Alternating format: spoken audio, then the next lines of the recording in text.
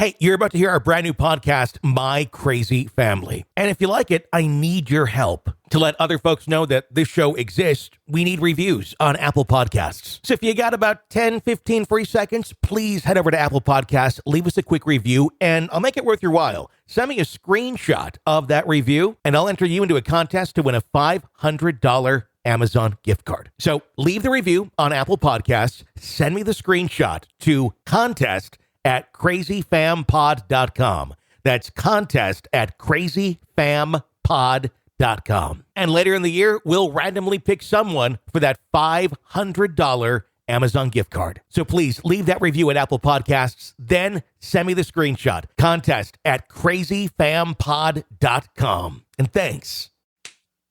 Hey, Stacy, have you ever spread human remains or ashes before? That's an interesting question. I don't think I have. Everybody that I've ever known that's passed away, they've only been just buried, but never cremated. Well, it's a good thing you're not like spreading pinkies out or over the river or something. But ashes are something you got to be careful with because they're ashes. They're very light. And when you mix them with things like alcohol and an unruly family and a beach and wind, well, things can go horribly wrong. My Crazy family. My Crazy Family. Welcome to the program. You should have pressed subscribe wherever you download podcasts. Just do that right now, really quick. Just put it on the phone, boom, subscribe. You're not going to miss it. New episodes right now every Monday and Wednesday here of My Crazy Family. We do greatly appreciate that. And leave us a review there on Apple Podcasts, too. Helps us exist and let people know that we exist in the algorithms there of Apple Podcasts. It's Tony and Stacy Cole with you on today's episode of the program. What's going on? Well, it's another crazy episode. We keep ratcheting up the bar of crazy, and I like that because I came from a crazy family, so it helps me to hear that, hey, I'm not alone in this. My family was just off the wall in so many regards, and it's comforting. It's comforting to know that I wasn't the only one. So I was just going to say, does it make you feel a little bit better? You know, It does. Because it's like you think like yours is the craziest, and you're like, well, it's not semen pancakes and shootouts. Oh, I still can't get that out of my head, and I don't even. It bothers me to the point where I have looked at my food twice before taking a bite. It's a good thing your significant other's reaction wasn't like, what's wrong with that? Yeah. Wait a minute. If you don't know what we're talking about, you have to go back to the last podcast and take a listen because your life will never be the same. I guess my question on that I didn't ask on the last episode about the man who made semen pancakes for his wife and really got off on her eating them is, did he just, aren't you going to have any, honey? No, I'm just going to have the bacon. Is that how he did it for his whole marriage? It's just like, I'm good. My God. Yeah. Did he make separate pancakes for her? Usually when you mix the stuff up, it's all in one bowl and then you just spoon it out of there. Why do you have two batches of batter? Or I don't know. I suppose if you're not really paying attention and you're not the one who makes pancakes, you really wouldn't know, especially if they got up a little bit earlier than you. Because I'm guessing she wasn't like sitting on the counter eating grapes. He's like, hang on, let me get the semen out. And can you measure out about 2 tablespoons of semen for me and just bring it over? I'm thinking he's getting that in there before she noticed. I guess the other. And go ahead. What kind of sicko are you if you're eating your own? That's even. I guess that's a problem. I wonder if he did that or if he's just like, I'm not a pancake person. Be that's aware. Your first warning sign right there. Be aware, Who doesn't ladies. like pancakes. If your significant other is not a pancake person, there may be a reason. And if he thoroughly enjoys you eating pancakes, there may be a reason. Now everybody's going to be so many people like second guessing their weekend. Those pancake breakfast things that you go to as fundraisers, they'll never be the same. Well, you got to think too, and this is an interesting thought. Typically, restaurant situations, let's say you're going to the wherever for brunch on Sunday or Saturday or something. The restaurants typically have the lowest of the rung working on breakfast cookery because it's a place you can learn a lot. It's kind of like the starting point for a lot of cooks and chefs as they're kind of trying to work their way up in a public setting. So you start there. So you also at that point have a lot of kind of entry level folks that may not, be so serious about getting into the culinary field, but more so about jerking off in your waffle. So you got to look at Belgian waffles too. Anything where, I've questioned, not that I thought semen was in it, but I've questioned the sanitariness of hotel pancakes before.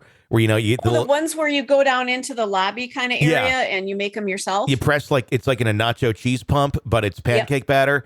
And then you do that and then you pour it onto the thing and then it makes you a pancake or a waffle. I've had some of those where I'm like, don't use the batter. Like I smell it and it's like, this has been out. My thought is usually it's just been out or been, not refrigerated properly for days. But I don't know. Now I'm going to have a second thought on that. And me both. Is this something that's just hasn't been refrigerated correctly, or do I smell semen? Or has it been sitting under the sink for a year? I think you'll have more of that, honestly, in a lot of La Quintas than you will someone jerking off in the pancake batter. But you never know. You just never know.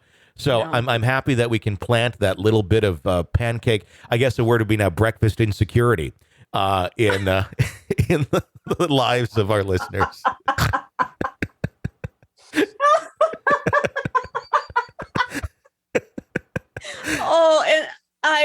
Please forgive me. I am not laughing at this woman. My heart, just to be betrayed by your husband in such a way. And again, if you don't know what we're talking about, you really need to go listen to the last podcast because it's stunning. But it's this woman. Nobody else in the world will betray her more than what her husband did. Mm-hmm. Nobody. I think this will be a new psychological term that's going to be added to the DSM, breakfast insecurity. Yep. And also a much easier way. I think we all have it. A much easier way now to describe what's going on to your friends and family without saying he jizzed in the batter. It's like, what's going on? She's suffering from breakfast insecurity. Let's get her some melons. Oh, don't get the melon balls though. That's gonna be traumatizing. The melon baller. It's gonna trigger her. It's got to be cubes or squares. Don't make it. You get like 2 melon balls and a sausage on the plate. Oh God, Tony, step away from the kitchen, Tony. Breakfast insecurity. It's a real thing. We'll talk about it today on Maury. So let's go to our first story of the day. And by the way, you can write in or call in. Your story, website, crazyfampod.com. You can write your story right in there, little box to send it all through anonymously, completely. And a phone number. Call again anonymously. We're not going to call you back. You don't need to leave your name. Call 833-CRAYFAM, 833-CRAYFAM. In numerals, it's 833-272-9326. What do we got? All right. My cousin was a member of the Aryan Brotherhood in Houston. like you have in your family. Yeah.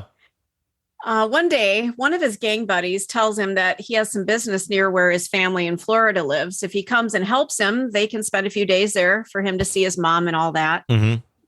Well, they're near Bay County and they're stopped at a red light.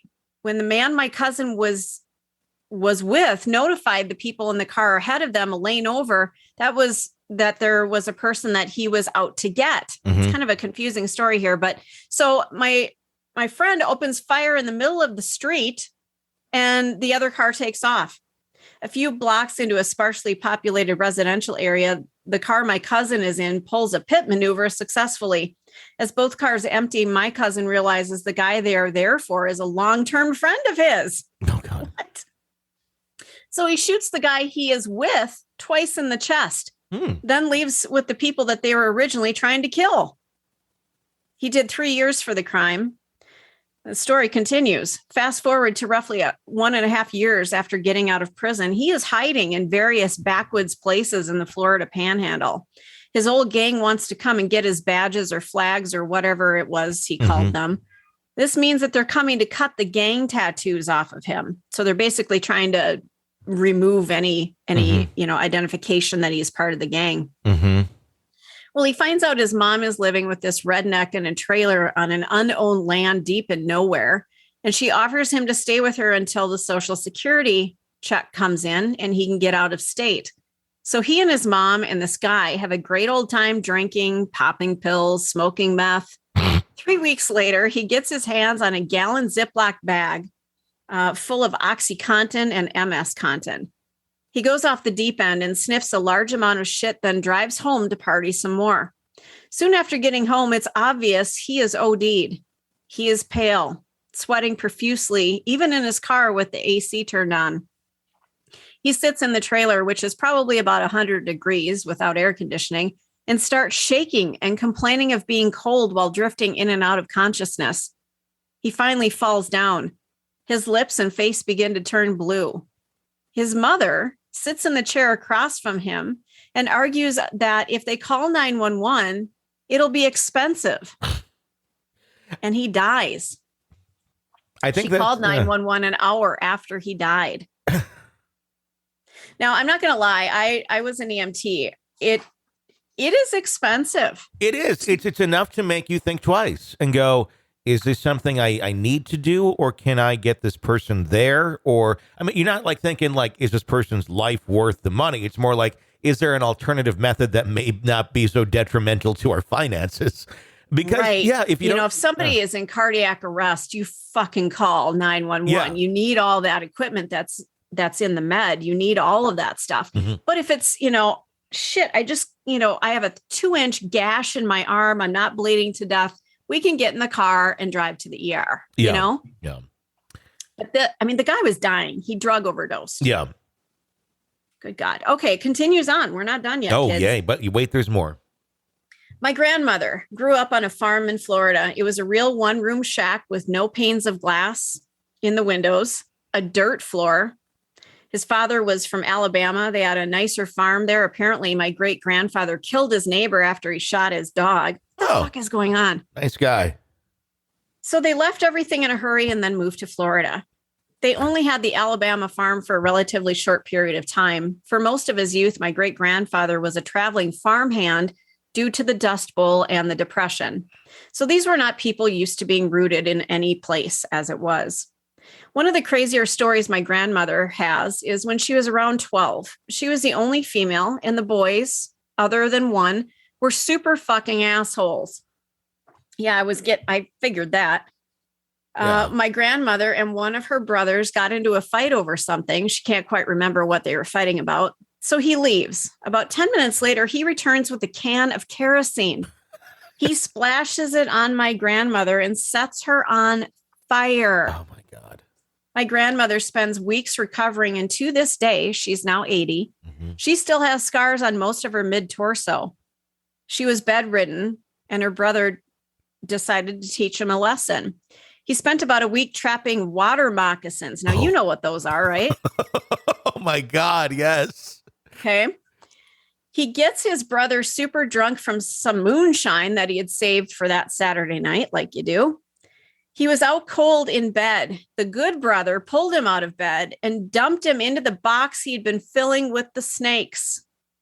He throws some water on him to wake him up and then proceeds to laugh at him while he's freaking out in the box. Great-grandfather turned the switch on them so hard that they bore scars until they died. I have so many of these types of stories in my family. It's depressing as it is entertaining. You know, I ask the question quite frequently on our other show, True Crime Today, as well as on the Ghost Show as well. Is society getting worse with time and what people are capable of doing to one another? Or is it more so just we have information and we literally hear these sort of stories from every nook and cranny of the country, and then the worst rise to the top? And in the past, you would just kind of hear about what was immediately in your vicinity. With some of these historical stories or stories that go 50 to 100 years back, I think people were just as fucking crazy back then. And were willing to do just more resourceful, I guess, in what they were able to do. Today, it's easier to go get a gun or a samurai sword or whatever the fuck you're going to get to commit your crimes.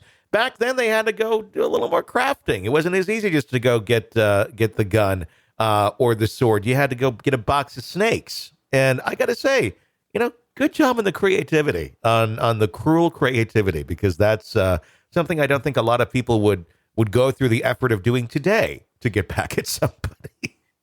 And water moccasins, they're horrifically venomous, aren't they? Kill. I'm surprised you didn't die, honestly. Yeah. If you want a box of water moccasins, I would assume it's kind of like a death sentence.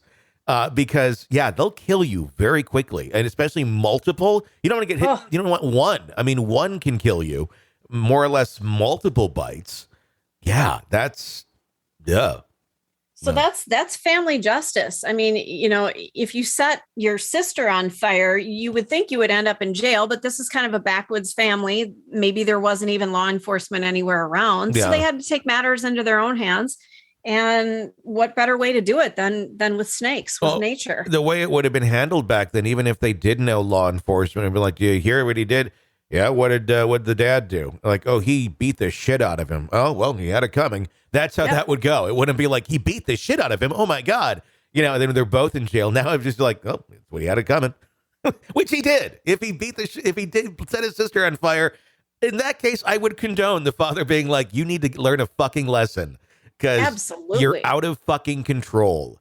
And with some people like that, I don't know. I've never been physical in my life. I've never hit anybody. I've never been hit. But if you set my daughter on fire, I don't care if you're my son or not. You're going down, motherfucker, and you will learn a lesson. That's just fucked up. Yeah, I don't fault this other brother. He was defending his sister and said, "Fuck it, it's premeditated, but I'm coming at you." Oh my God, and we all these. This is what built so many of us. These are the grandparents. These are the parents that we've had. Not all of us had parents like this or grandparents like this, but a lot of people did. And then we wonder today, like, why do we have so much anxiety? Why do we have so much depression? Because a lot of that shit carries forward.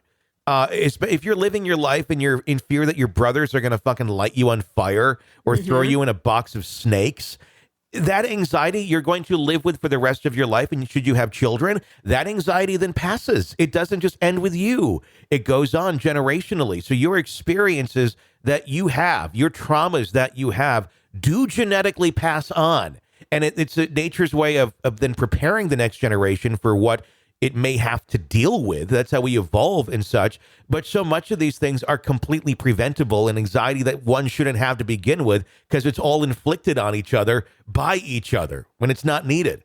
And then, you have 2022 and everybody's like totally fucking stressed out and wondering what the fuck and doing crazy shit. Look back at what Nana and Pappy did. And it's all the stories. Yeah. It's not always just, they worked hard on the farm and then they sat down to the country dinner and grandma made fried chicken and we had fresh milk. No, it's shit like this. I think this is more prevalent than that, quite honestly. I think you're right. I think you're absolutely right. This is how it was done.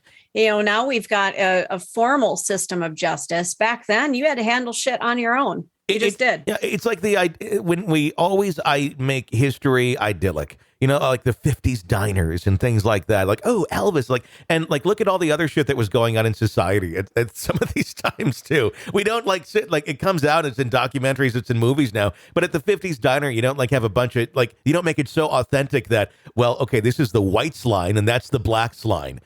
You want to make it really authentic and see what life was like back then? Let's do some of that shit. And in no way am I saying we should do that, because it's totally wrong. But it ain't authentic, and it's not all fucking ponies and rainbows in the past. But we like to think that, because we don't like to admit our faults or the faults of our parents, and our parents don't like to admit their own faults, and they don't want to admit the faults of their parents. And so we take and pick and choose what history was, and we're real quiet about the fucked up things.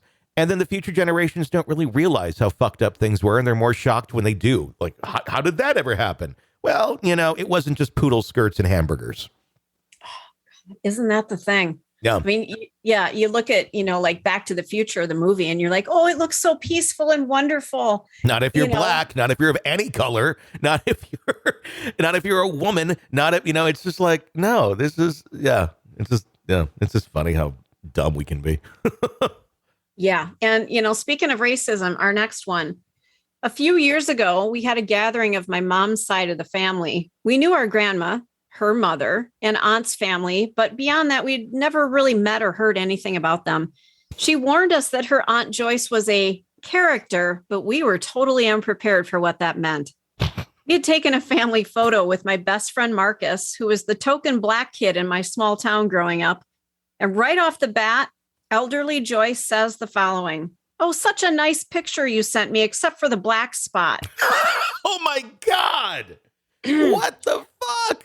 Right? Followed immediately by, "I have some shotguns for sale. You want to see them?" Oh my God. I have some shotguns for sale. Right after mentioning there's a black person in the photo, I got guns. God. Okay. So she also kept asking my girlfriend at the time if she was cold and where she was from, with the answer being Hawaii, but Joyce appeared very suspicious about that. Later, we realized that Joyce thought my girlfriend was being slutty by not wearing shoes or socks in the house. What? Right now I'm barefoot. I'm being a whore right now. Yeah, no kidding. Joyce also okay.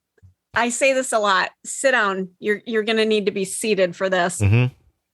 Joyce used to be a professional women's league pitcher and drove around in a massive pickup with a lift kit at the ripe age of 82. Oh my God. God, I hope she has a cigarette hanging off the side of her mouth right now. Yeah. Yeah. Aunt Joyce is a character. That's for sure. Otherwise known as racist. But yeah. This is an example of where at some point somebody just said, oh, they're from a different generation. And nobody corrects them. Everybody's just like, yeah, Joyce is a little racist. It's just something we deal with. Oh my, get out of my house. Yeah. Just get out. There's a lot to be said. I mean, I think there's a lot to be said about the company that you keep and the people, whether it's family, whether it's friends or whatever. And my whole life, it's probably why I don't have many friends. I've been very, very particular on that. And and it's not just the way that one would treat me. There's plenty of people who treated me very well, but then I watch how they treat others. And when I see that and it's unacceptable and it's ridiculous and it's in no way I would ever remotely consider treating someone else, but then they come back to me like, oh, then everything's great. I don't want to be friends with that person anymore. I don't even care what our history is. I don't care if we grew up together and I didn't realize that about you until we're older and then I see a whole different side. I have no problem cutting the cord from almost anyone if need be. And I don't think that's a bad thing. I don't like to just have acquaintances that are horrible fucking people. It's like the world of politics where anybody who is anybody that's well known, they had to kiss ass to so many people that they probably otherwise wouldn't have anything to do with. And then it comes back to bite you in the ass. Because it's look who you're friends with. And it's whether you're friends or not, the fact that you wanted to stand there and take a picture with that fucker tells me a lot about your character. Like Jeffrey Epstein, for example. Anybody. I don't care who the fuck you are. I don't care what party you're in. If you sat there and you took a picture with him, you knew what the fuck he was up to. And there's no way that you didn't know what he was up to. And if you didn't know the horrid details, you at least had an inkling that this guy's doing this sort of shit. But we're all just like, well, he does that over and maybe not. And no, but there was a different mindset in even the 90s where this stuff was just, we thought we were current. We thought we were with it then. But I look back on some of that and I go, holy shit, how did we just accept this? But society did. And everything just did. It was, I watched the Woodstock 99 documentary on Netflix the other day. And the horrible way that women were being treated at that festival. Yeah. And how so many of them almost, I played into it as well. The women did, where it's like, you do realize like all these horny men here have nothing but intent other than to rape you when you take your clothes off and walk amongst this crowd of people. That's what's going to happen.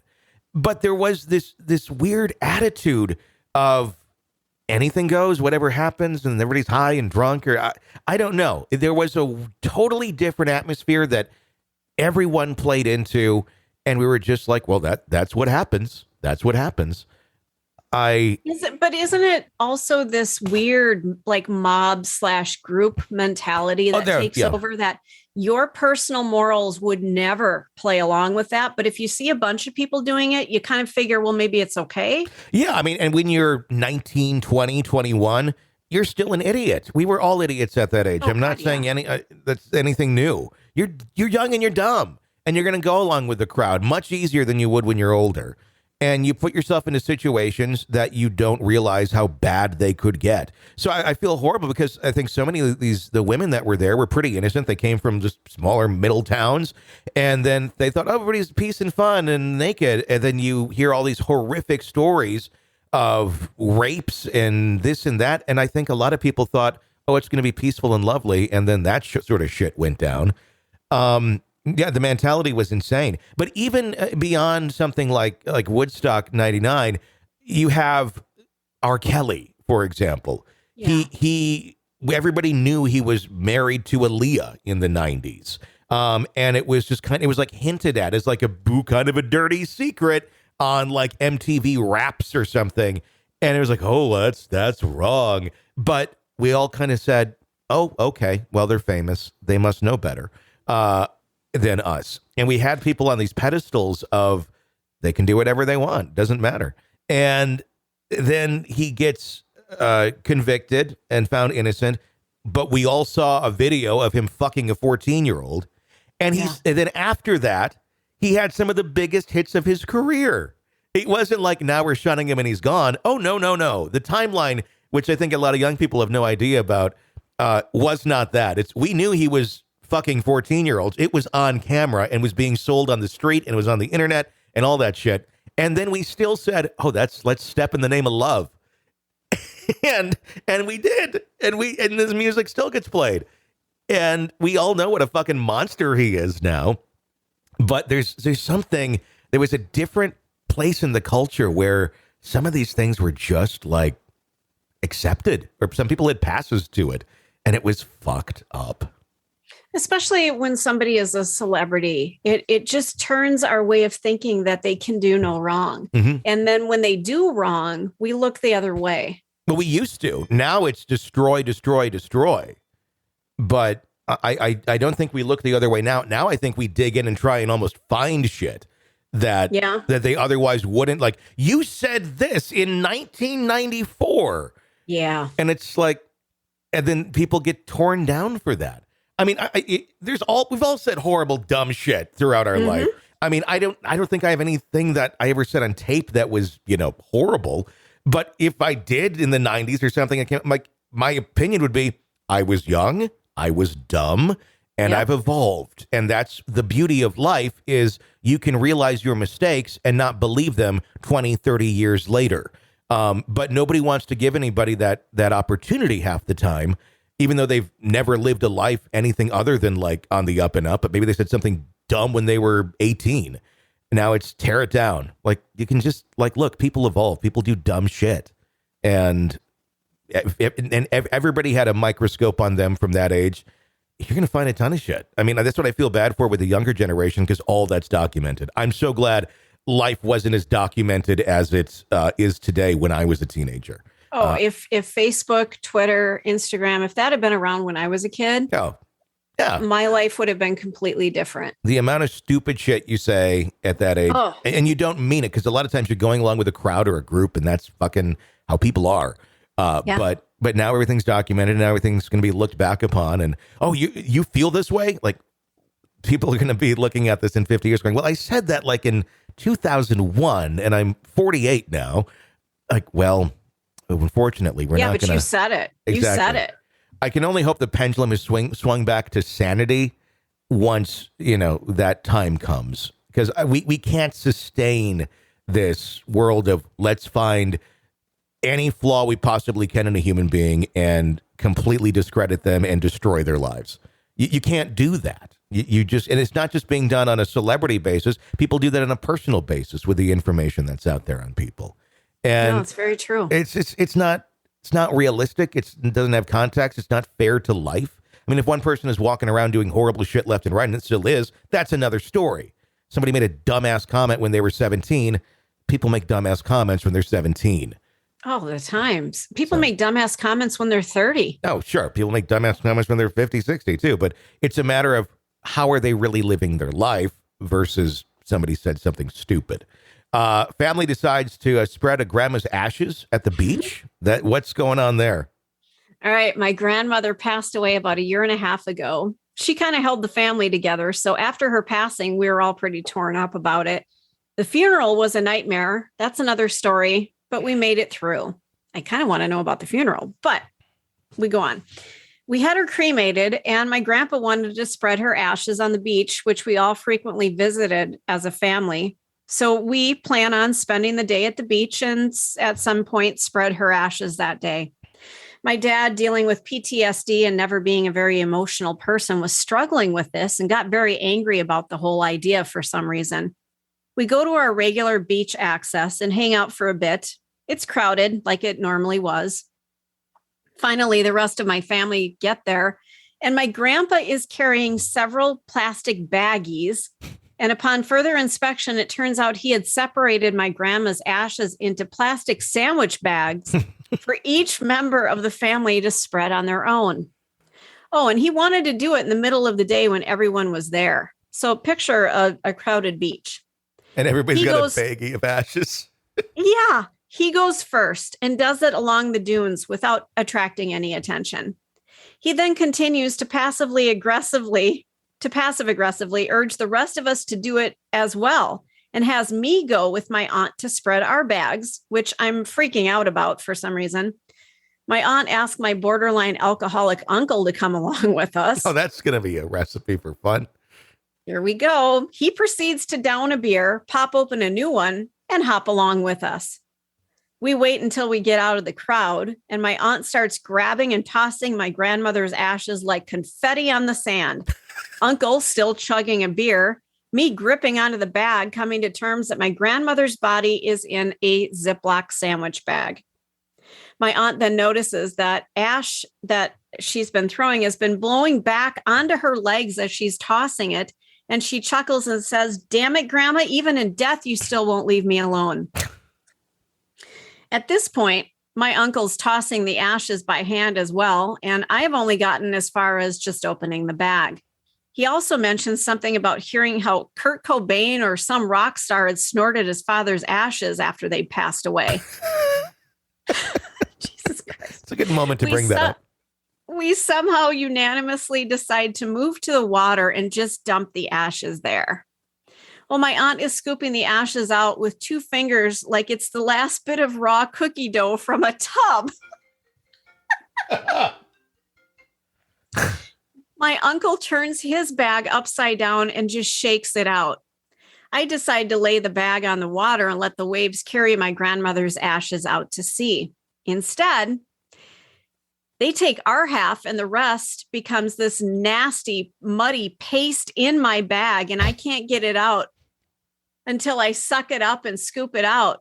We then walk back in silence for a few minutes and finally start laughing to ourselves about everything that just went on. It was a weird time for everybody. I love my family, though. Oh, my God. The thing is, this doesn't seem like an evil family thing. Just almost seems like I could see my family being in this sort of situation comedy experience. Yeah, you didn't think this through, obviously, that the wind is going to pick up the ashes. If you put the ashes in the water, it becomes that muddy paste. Yeah. This was a great email. Just the way that it was described, like she was just, scooping the ashes out with 2 fingers, like the last bits of raw cookie dough from a tub. Yeah, we've all done that.